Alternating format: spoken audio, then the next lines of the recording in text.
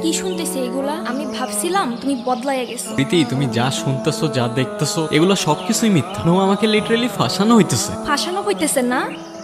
এইগুলা কি যা খুশি তাই বুঝ দিয়ে দিবা? আমারে আরেকটা সুযোগ দাও। তুমি হয়তো এইটাও ভুলে গেছো গত বছর তোমার বাবা মারা গেছে, তুমি তার জানাজাই পর্যন্ত যাও নাই, ড্রাগসের মধ্যে ডুবেছিলা। আমি আগে থেকেই জানতাম তুমি আমার জন্য পারফেক্ট না।